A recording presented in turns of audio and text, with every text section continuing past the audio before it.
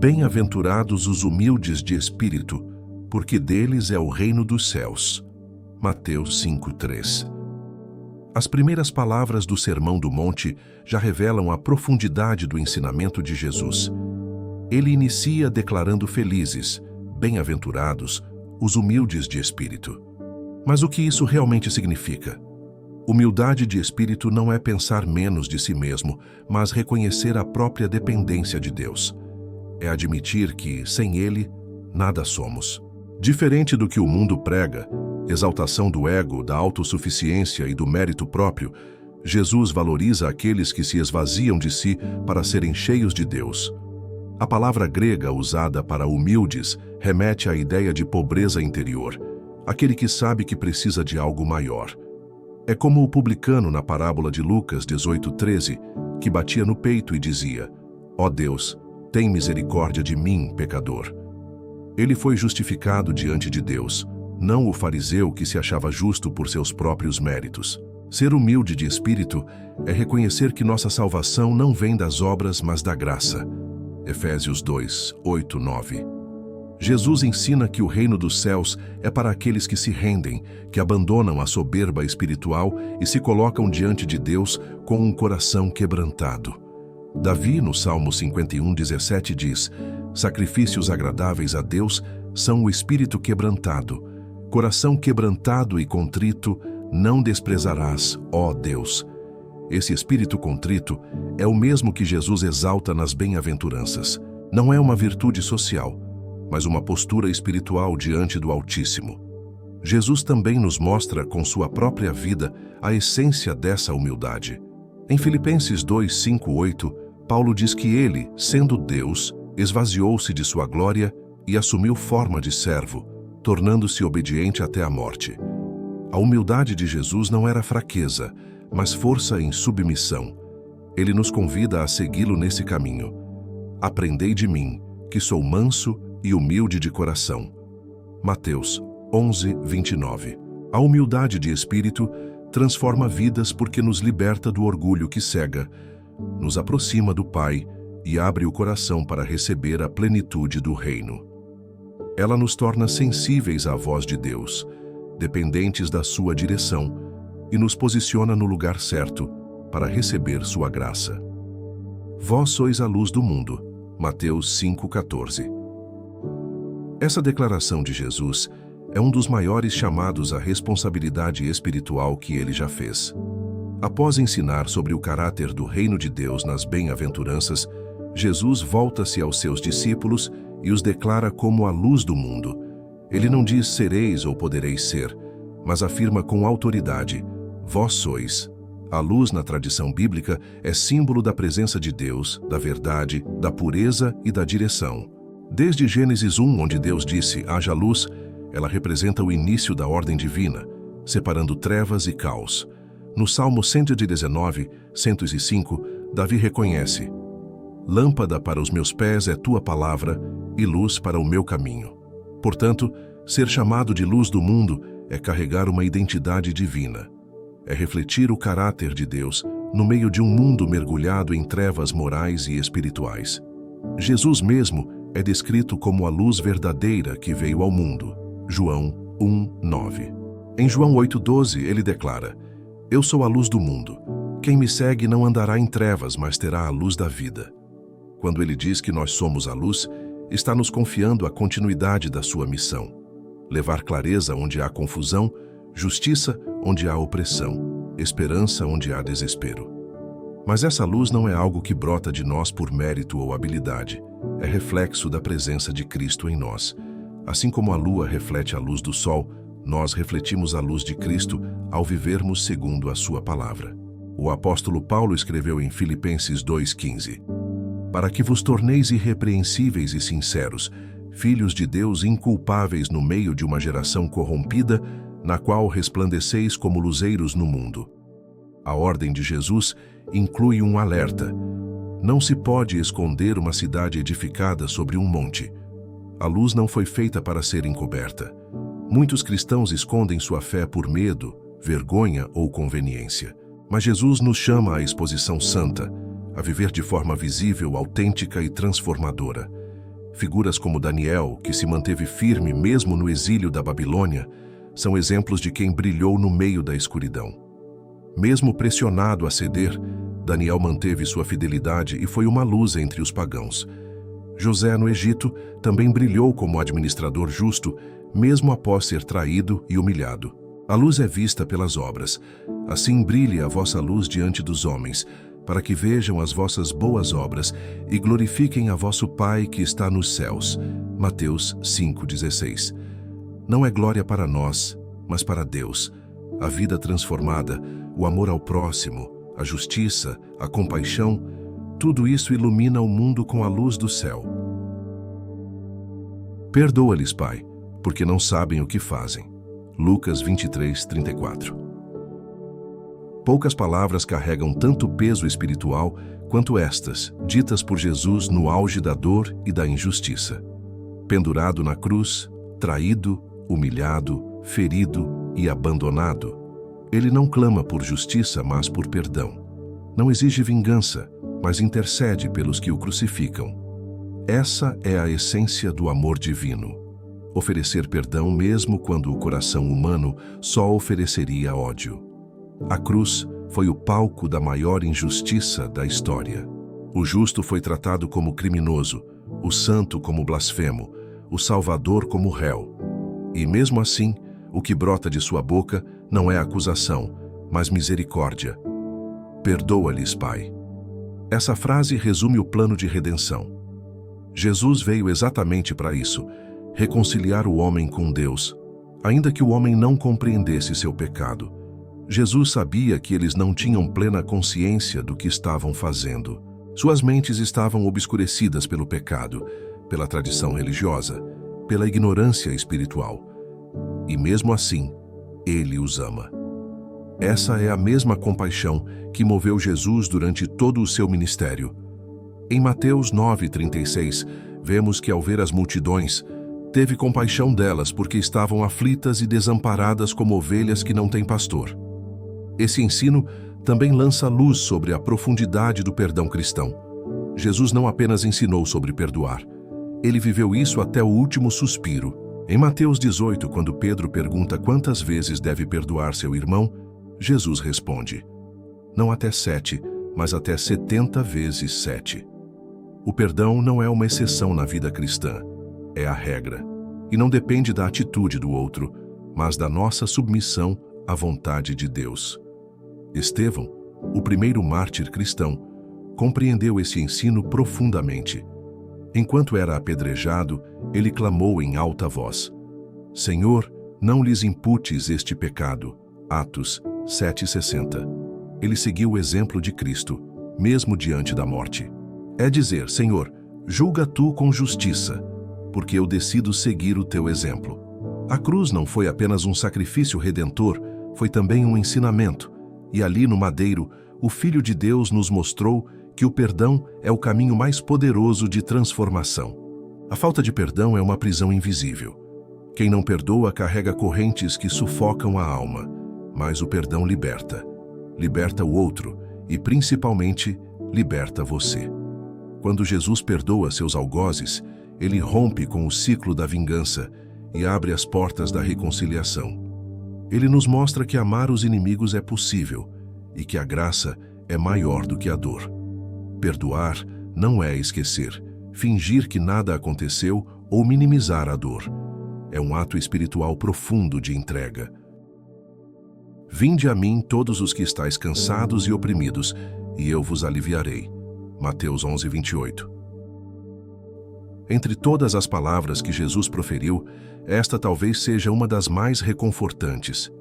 Ela é um convite, simples, direto, mas profundamente transformador. Um chamado amoroso que ecoa através dos séculos, alcançando os corações abatidos, feridos e sobrecarregados de todo tempo e lugar. Jesus fala a um povo oprimido por diversas cargas. As exigências da lei mosaica, os fardos impostos pelos fariseus, a ocupação romana e, acima de tudo, o peso invisível do pecado e da culpa. Eles não tinham descanso para a alma. Era uma vida marcada por tentativas constantes de merecer o favor de Deus, mas sem paz interior.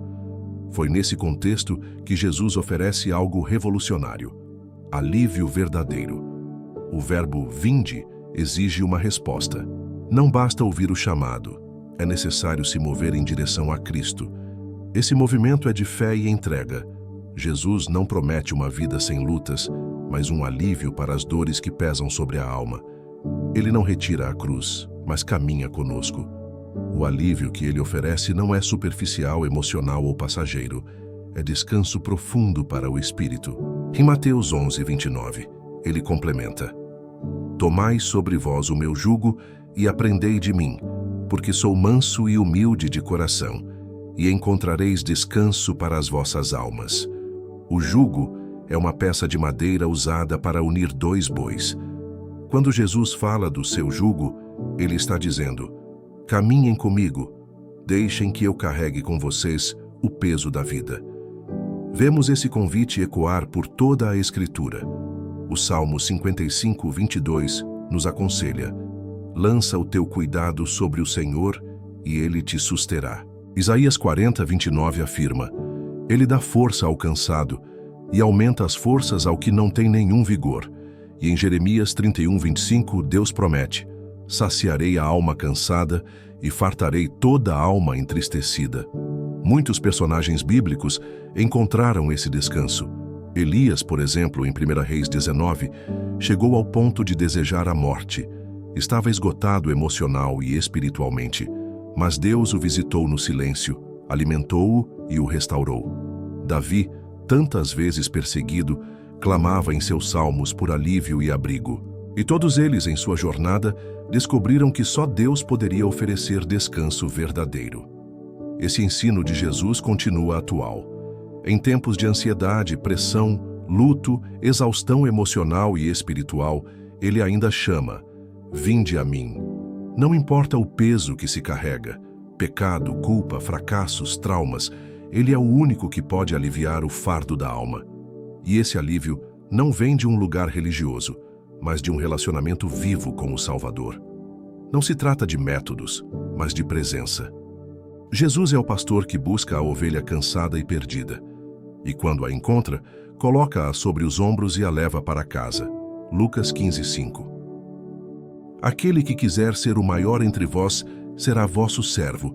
Mateus 20:26. O contexto desse ensino é revelador. Os discípulos Tiago e João, por meio de sua mãe, pedem a Jesus lugares de honra em seu reino, à direita e à esquerda. Era uma busca por status, mas Jesus, com paciência, responde que eles não sabem o que estão pedindo, e então reúne todos os discípulos para lhes ensinar o verdadeiro caminho da grandeza: servir. Jesus não apenas ensinou isso, ele viveu. Ele não veio para ser servido, mas para servir e dar a sua vida em resgate por muitos. Mateus 20:28. E nenhuma cena exemplifica melhor esse princípio do que quando ele, o mestre, se levanta durante a última ceia, pega uma toalha e lava os pés dos discípulos. João 13. Um gesto que nenhum dos 12 ousou fazer, reservado aos servos mais humildes, foi realizado por aquele que sustenta todas as coisas. Pedro ficou constrangido, mas Jesus o ensinou que, se ele, o Senhor, lavava os pés dos outros, eles também deveriam fazer o mesmo uns com os outros. Servir não é uma opção para o discípulo, é a sua essência. A lógica do reino de Deus é invertida. O primeiro será o último, e o último será o primeiro. Mateus 19:30. Figuras bíblicas entenderam esse princípio e foram honradas por Deus. José, no Egito, mesmo injustiçado, serviu com fidelidade e foi elevado à posição mais alta depois de Faraó. Moisés, embora fosse líder de milhões, era chamado o homem mais manso da terra, Números 12:3, e constantemente intercedia pelo povo que o criticava. Davi, ungido rei ainda jovem, não se apressou para tomar o trono. Serviu humildemente a Saul, mesmo sendo perseguido. O serviço não diminui ninguém, engrandece no reino. É a manifestação do amor prático, do cuidado, da compaixão. Em Gálatas 5:13, Paulo diz: servi uns aos outros pelo amor. Não há crescimento espiritual sem disposição para servir. E o maior testemunho cristão não está nas palavras que dizemos, mas nas ações que realizamos em favor do outro. Servir é mais do que função, é natureza cristã. É estender a mão ao necessitado, visitar o enfermo, alimentar o faminto, consolar o triste. É se colocar em último lugar por amor, exatamente como fez o nosso Salvador. Eu sou o pão da vida. João 6,35. Essa afirmação de Jesus é uma das mais profundas de todo o Evangelho de João. Ao declarar, eu sou o pão da vida, Jesus não está apenas usando uma metáfora bonita. Ele está revelando sua identidade como a única fonte capaz de saciar a fome mais profunda da alma humana. O pão, na cultura judaica, era símbolo de sustento diário. Era essencial, básico, constante.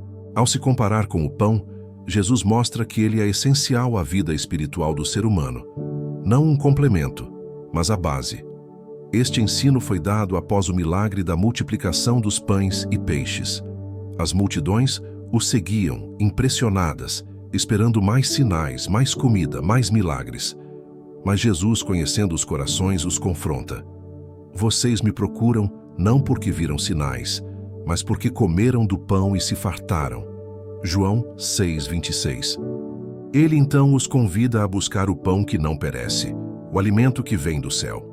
Essa é uma referência direta ao maná que os israelitas comeram no deserto, Êxodo 16.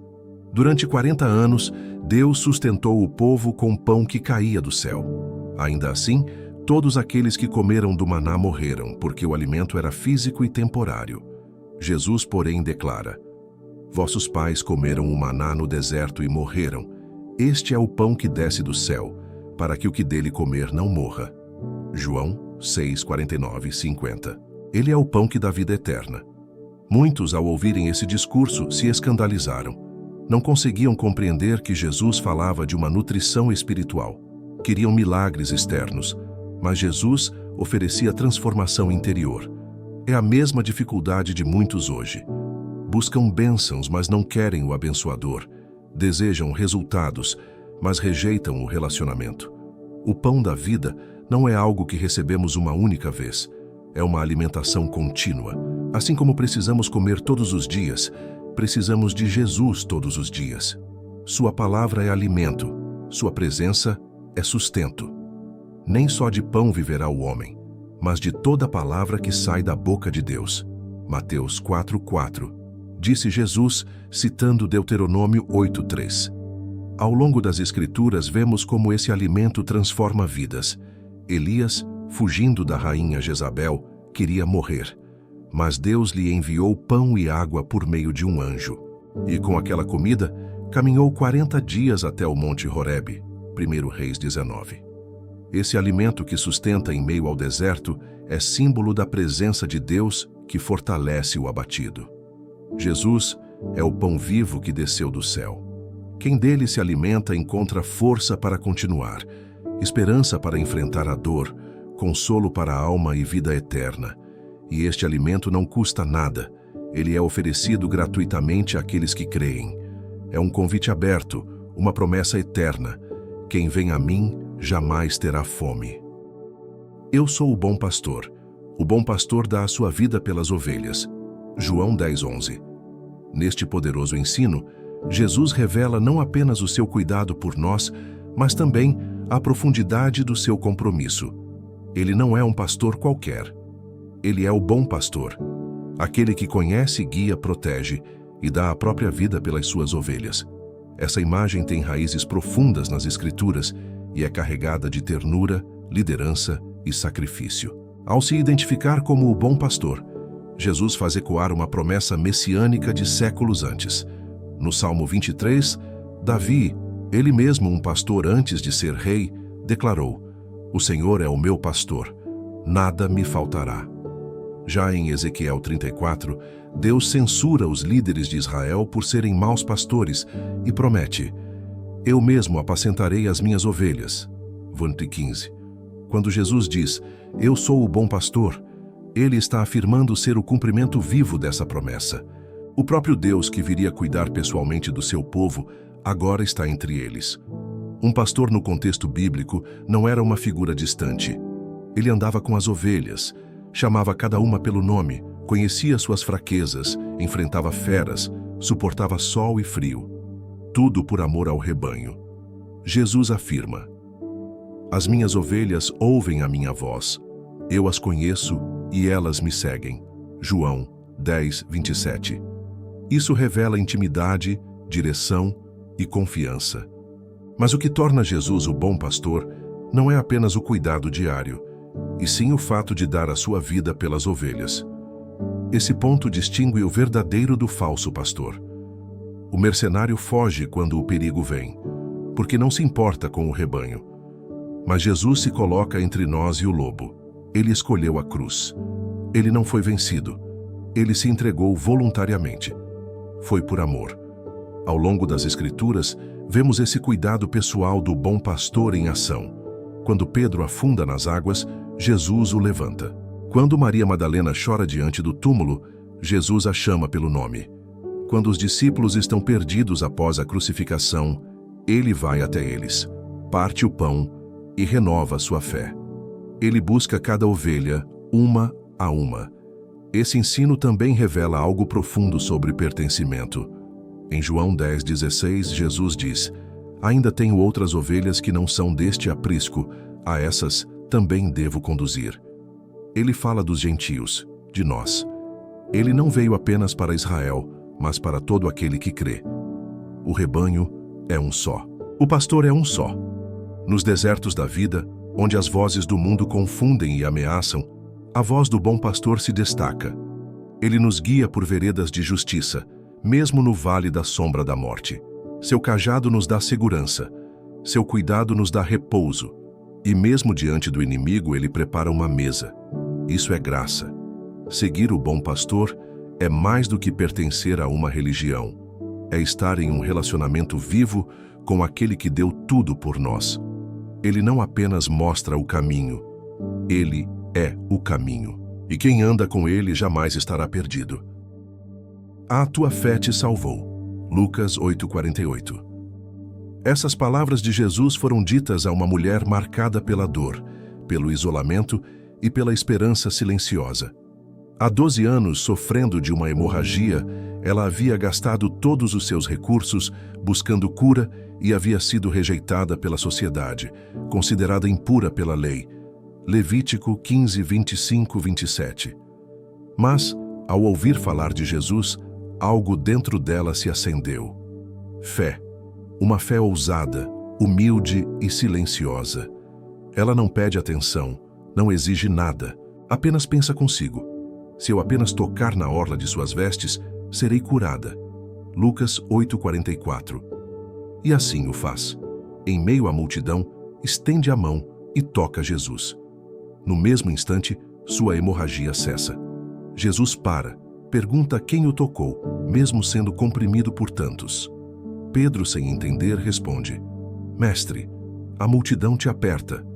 Mas Jesus insiste: alguém me tocou, porque senti que de mim saiu poder. A mulher se revela, trêmula, e conta tudo.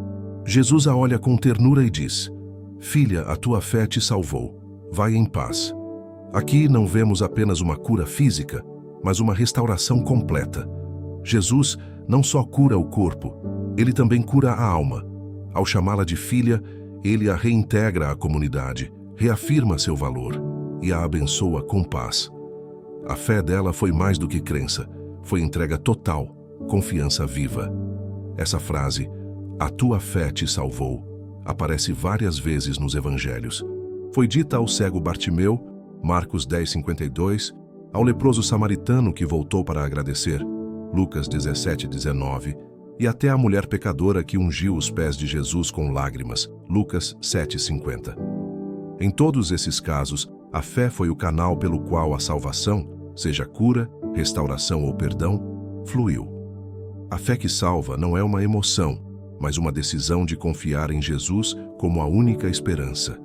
É reconhecer que por nós mesmos não há solução e lançar-se com confiança aos pés dele.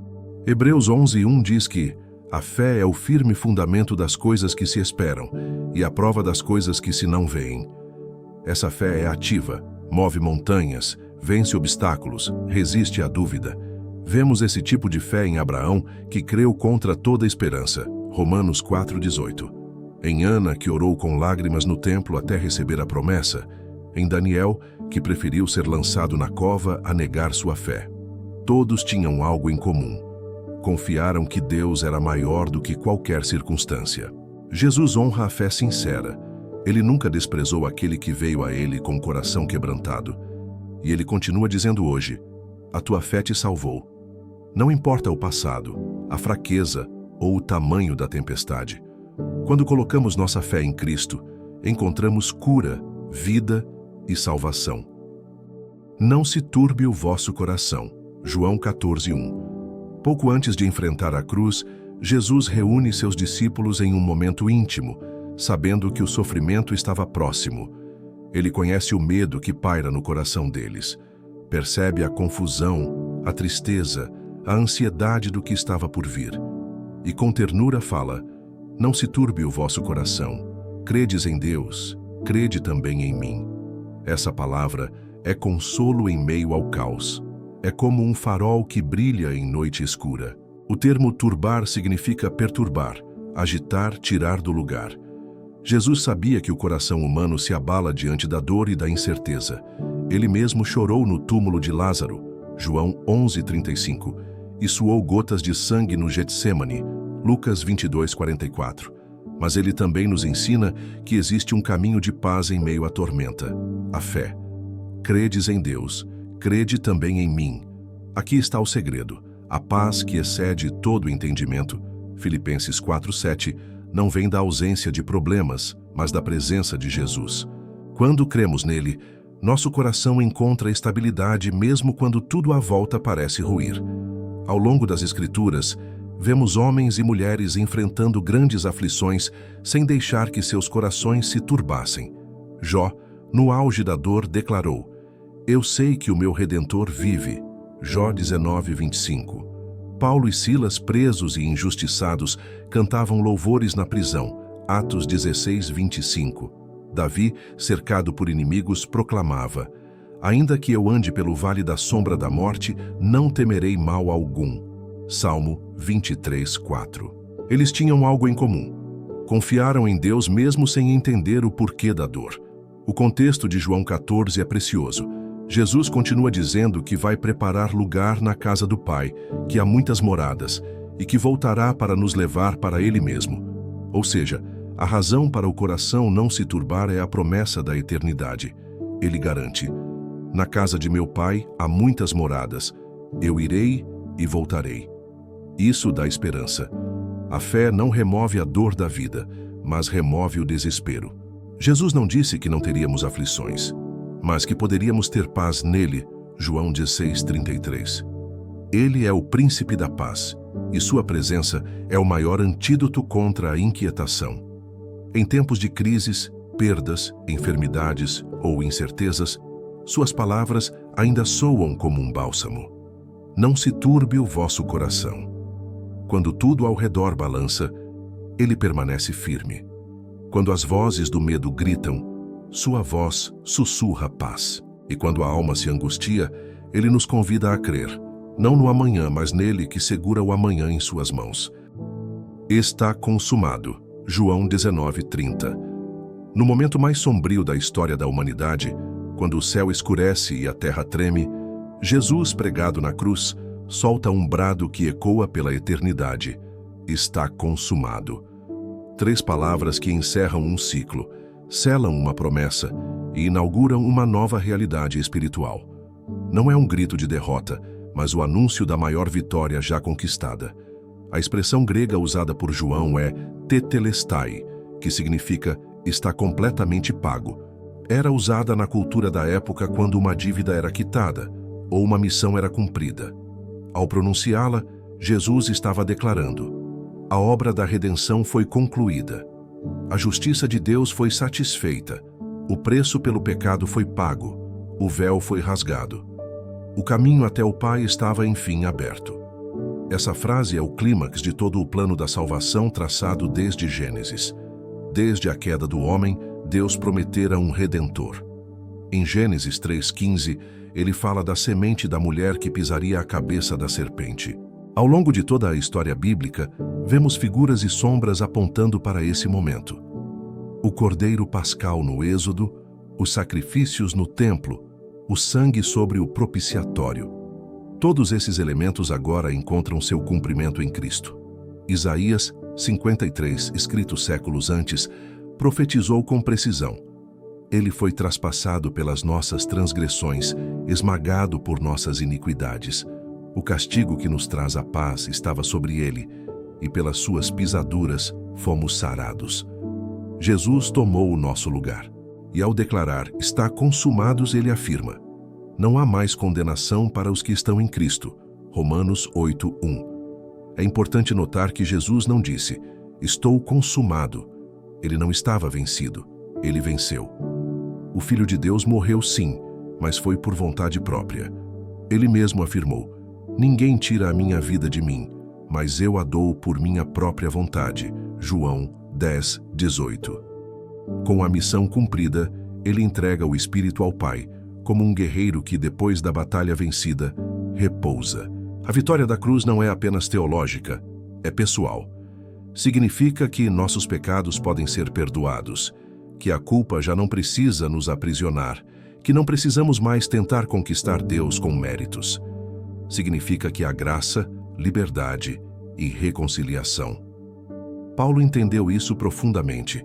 Em Colossenses 2:14 e 15, ele escreve que Jesus cancelou a cédula de dívida e a encravou na cruz, despojando os principados e potestades. Tudo o que precisava ser feito foi feito na cruz. Portanto, quando ouvimos está consumado, devemos lembrar, não precisamos mais carregar aquilo que Jesus já carregou. Podemos viver livres, amados, perdoados. A cruz não é o fim da história, é o começo da vida abundante com Deus.